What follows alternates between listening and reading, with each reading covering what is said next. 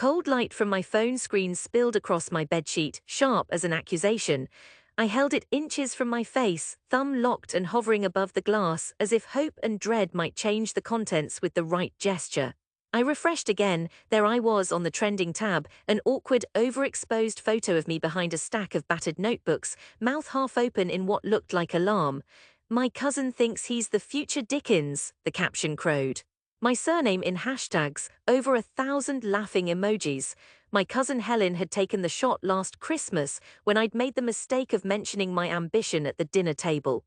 Nobody around the roast potatoes believed me, least of all her. Every distant relative for miles seemed to have joined the pylon in the comments. I tossed the phone aside, pressing the heels of my hands to my eyes until I saw stars like static. The laughter still echoed, more vivid for how invisible it had been in the room. Uncle Larry with his bulging neck veins, bellowing, "1 in a million." Cousin Paul miming typing with imaginary quills, pinky raised. My own mother's brittle smile barely concealing her fear I'd end up back in my old room jobless. And overhead the slow grind of their certainty, the story of what I could never do, pinning me down as surely as nails. That was 4 years ago in southeast London, the house on Arkley Road with the uneven fencing and flaking paint. At the time I was 26, a bike courier by day, aspiring writer by night, no contract, no agent. A laptop pocked with crumbs, a flatmate whose main hobby was reminding me to leave the dishes. The usual soundtrack, rain hammering old glass, sirens smearing the distance. Most nights I'd sit hunched at my second-hand desk, cracking my knuckles to wake them up, filling page after page with lives that were not mine. I told myself the mockery didn't matter, not really, but shame is a weed. It flowers in the dark, roots deep behind the ribs. Even in my solitude, every time a sentence crumbled or a plotline wilted, I imagined distant laughter. On the morning after the photo's viral arc, my flatmate slid a slice of burnt toast my way and said, "Are you actually trying to write a novel?" "Genuinely curious, mate. Twitter's having a riot about you," he grinned. "Could be good for sales if you ever, get anything published." I'd drafted 3 books by then, none had survived my own edits. They grew brittle and snapped under the weight of panic and doubt. I'd email sample pages to agents and check my inbox daily for months, always finding the same polite rejections. "Not for us at this time, try again with future work," lacking in market appeal. Their words itched under my skin but never satisfied the hunger to be seen, to make it real. During the days the world pressed in. Helen's post still did the rounds, my mother called less. At family gatherings talk circled around jobs, real ones, concrete ones. Paul worked at a law firm, Helen was doing social media for a startup, the irony never lost on me. I grew defensive, brittle. Sometimes anger swept through like fog, thickening every sentence I uttered, making me blunt and graceless. But at night, when rain patterned the window and the old city's lights flickered half alive, I wrote. That was the only time I belonged to myself. I built a world that moved to my own truths, with characters more loyal than family. It was a small comfort but a fierce one, private as prayer. Slowly, word by word, a new story grew. I set it in the London I knew, the muffled shouts in the night, the flicker of council flats, the ache of ambition against the grind of reality. It wasn't heroic, but it was mine. Sleep became erratic. I'd wake at dawn and hit the manuscript again. I rewrote sentences until my joints ached. The 4th draft, then the 5th, then the 8th. The story became a lifeline. Sometimes taut and strangling, sometimes carrying me across chasms of doubt. When at last I sent out sample chapters, 50 pages, hunched over the keyboard late one Sunday, I didn't hope for much. I would have settled for civility. Weeks passed, I delivered packages through drizzle and angry horns. Friends faded, tired of my distracted gaze and monosyllabic reassurances. The only constant was the story thrumming in my bones. Then on the first shockingly sunny afternoon in April, I got the email, "We love your voice, would you be free to speak this week?" I stared at the screen, reread the words again and again.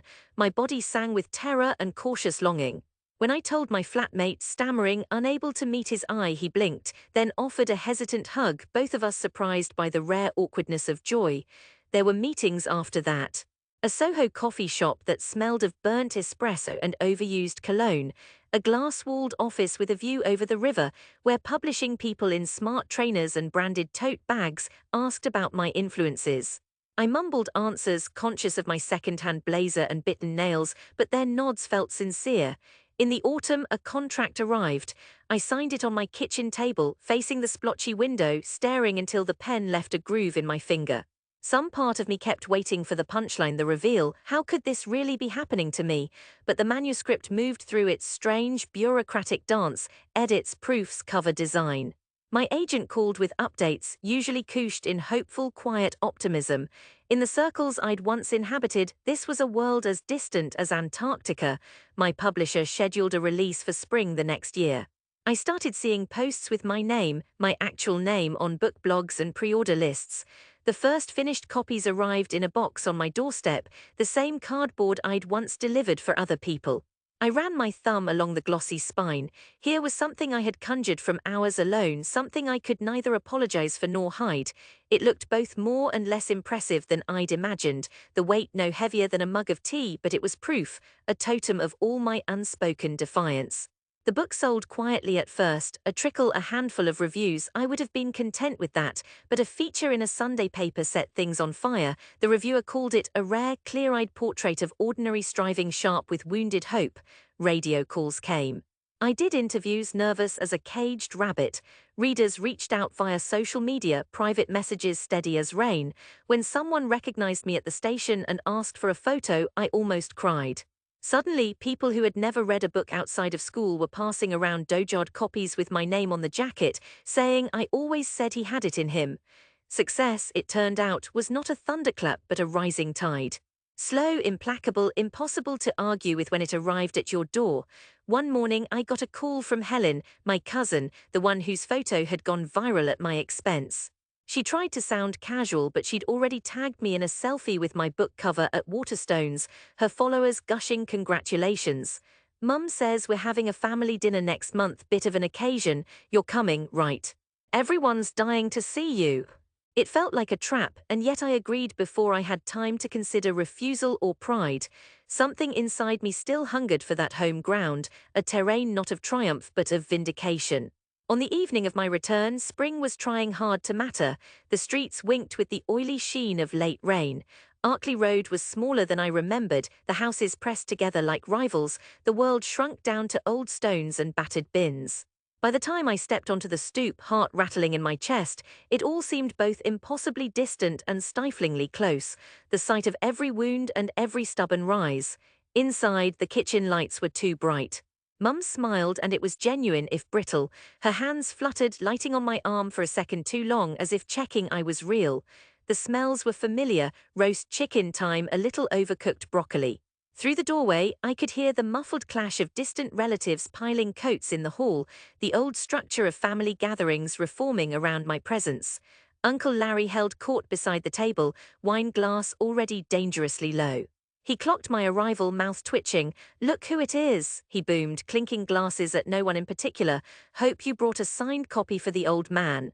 Paul appeared from the living room, shirt pressed and jaw tense. "Bet the royalties are better than deliveries, eh?" He shoulder-bumped me, a gesture that landed somewhere between affection and leftover rivalry. For a beat, it felt as though nothing had changed. All eyes on me, waiting to see if I'd slip, if the old joke would revive itself. Then the doorbell rang. Helen, last as ever, swept in with a canvas tote. She marched straight to the kitchen without ceremony, unzipped the bag and held up the proof. It was my book, jacket crisp, title gleaming, but it wasn't hers alone. Inside were half a dozen copies, sharp and uncreased, each with a post-it stuck to the front. "Can you sign?" For the office, the crew, Mum's yoga group. Her voice was bright, and for the first time in years it wasn't mocking. The room went oddly still. Uncle Larry put down his glass. Mum pressed her hands over her mouth. Paul picked up one of the copies, turning it over as if searching for fine print.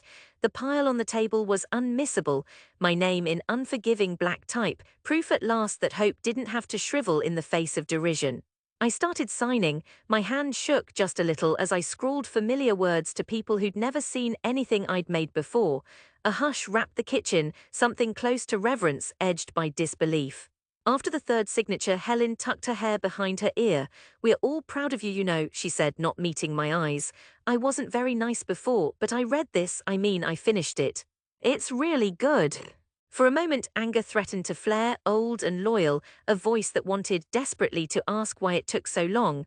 All the years they doubted, laughed, tried to save me from disappointment, but another feeling came. quieter, heavier, rising up from the deepest place I'd carried the story. Not forgiveness, not exactly, more like release. I looked at her and nodded, the old grievance sloughing off like dead skin. Uncle Larry gestured for silence and raised his glass. To sticking with dreams, eh? He barked, as awkward as always, but something new shining in his eyes. The toast echoed around the room, not as mockery this time, but as acceptance. After dinner, Paul cornered me outside, where cool air buzzed with the promise of rain. The garden was small, ringed with cigarette butts and stubborn rosemary, the same patchwork of patios and fences that had framed my earliest days. He rocked on his heels. I meant what I said, you know, I respect it. None of us thought you'd, I mean, you proved us wrong. I felt the anger, then the serenity, two forces locked together, shaping this moment without letting it control me. You probably had reason to doubt, I said. A lot of people never make it, but I had to try. He nodded, awkward. Glad you did. Then you coming back here now? Or is London not big enough for you? I laughed for the first time that night, an odd, liberating sound. I haven't changed that much, I said. Still the same postcode, just with longer hours and worse posture. Inside, the family moved among coffee cups and the mess of dessert, the conversation taking on that gentle, rolling tone reserved for people who'd finally decided, perhaps too late, to be kind. My book stood at the center of the table, drawings on post-its still marking the places they'd chosen to remember.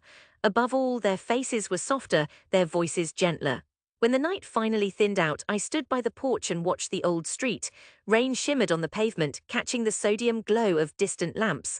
The house behind me buzzed with low laughter, the kind that comes after wounds close and you're left with only a scar, not pain.